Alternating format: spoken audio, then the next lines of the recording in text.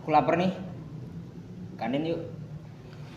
Tapi uangku pas-pasan nih gimana? Alah paling harganya sama kayak kemarin-kemarin loh. Ayo aja gue mah. Ya. Ini es kopinya, ini es coklatnya, ini es matchanya. Terima kasih. Satunya berapa, Mbak? Satunya itu harganya 5.000. Lah, kok naik, Mbak? Kan kemarin 4.000. Iya, soalnya sekarang bahan-bahannya itu semuanya naik, mahal semua. Oh, tuh. Kok cepet banget sih naiknya? Iya ya. Kalau kayak gini kita bisa bangkrut nih. Ya.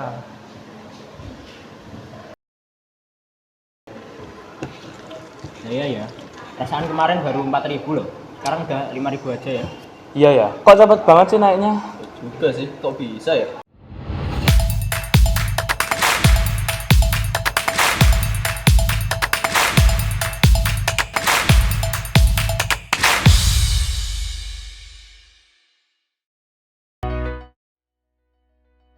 Harga naik, jangan panik, APBN punya solusinya.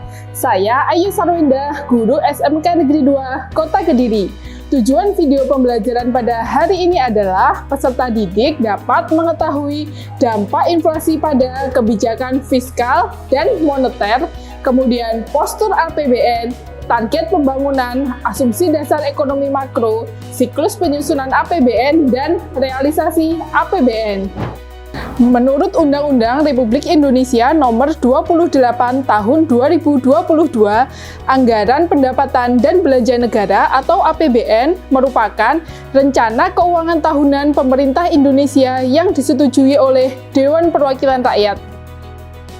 Anggaran ini merupakan dana yang pemerintah ambil dari pendapatan negara. Anggaran tersebut kemudian akan dibelanjakan untuk belanja pemerintah pusat dan transfer ke daerah, serta menggunakannya untuk membiayai berbagai kepentingan yang berkaitan dengan rakyat. Pada postur APBN, pemerintah menargetkan anggaran dalam rancangan APBN 2024 sebesar 2,29% dari pendapatan domestik bruto. Melalui APBN, pemerintah menetapkan prioritas alokasi dana untuk pencapaian target pembangunan. Untuk mendukung percepatan transformasi ekonomi, fokus kebijakan fiskal tahun 2024 antara lain, yang pertama, melalui pengoptimalan fungsi distribusi dan stabilisasi APBN, pengendalian inflasi atau stabilitas harga, penghapusan kemiskinan ekstrim, penurunan prevalensi stunting, dan peningkatan investasi. Kedua, melalui pengoptimalan fungsi alokasi APBN.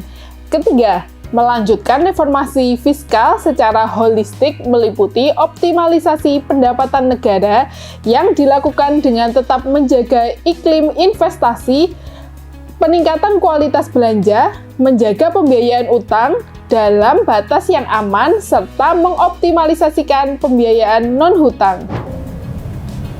Bentuk kebijakan fiskal dalam mengarahkan ekonomi. Pertama, kebijakan counter-cyclical. Pemerintah melakukan kebijakan yang melawan arah perekonomian. Kedua, kebijakan pro-cyclical. Pemerintah melakukan kebijakan yang selaras dengan kondisi perekonomian. Sedangkan kebijakan moneter dibuat oleh Bank Indonesia selaku bank sentral di Indonesia serta berfokus pada pengaturan uang beredar dan suku bunga yang bertujuan untuk menjaga stabilitas moneter, mengendalikan inflasi, dan menjaga likuiditas. Pada asumsi dasar ekonomi makro, laju inflasi tahun 2024 terkendali dalam rentang sasaran target inflasi, dikendalikan oleh optimalisasi peran APBN sebagai shock absorber serta daya beli masyarakat yang kuat.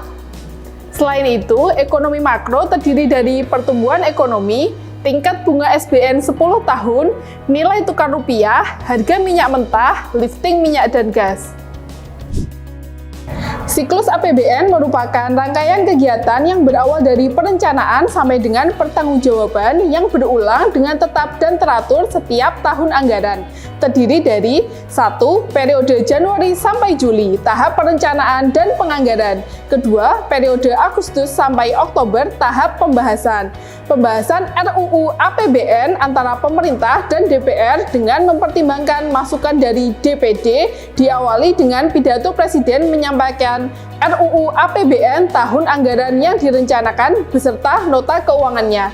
Ketiga, periode akhir Oktober, tahap penetapan APBN. APBN yang telah ditetapkan dengan undang-undang, rincian pelaksanaan APBN dituangkan lebih lanjut dengan peraturan Presiden. Pada semester pertama tahun 2024, realisasi belanja negara mencapai angka yang menggembirakan, yaitu 1.398 triliun atau sekitar 42% dari total pagu APBN. Menteri Keuangan Ibu Sri Mulyani Indrawati menyatakan peningkatan realisasi belanja ini adalah wujud komitmen pemerintah untuk memastikan manfaat anggaran dirasakan langsung oleh masyarakat. Dalam lingkup keuangan daerah, kita mengenal APBD, yang merupakan rencana keuangan tahunan pemerintah daerah di Indonesia yang disetujui oleh Dewan Perwakilan Rakyat Daerah. Di bidang pendidikan, alokasi anggaran terus mengalami peningkatan dari tahun ke tahun untuk merespon berbagai tantangan pembangunan. Untuk RAPBN 2025 memang disusun dalam transisi, karena disusun pada periode pemerintahan Presiden Jokowi, nanti yang melaksanakan Presiden terpilih berikutnya. Peserta didik, apa yang dapat kita pelajari dari video ini? Generasi muda peduli uang kita.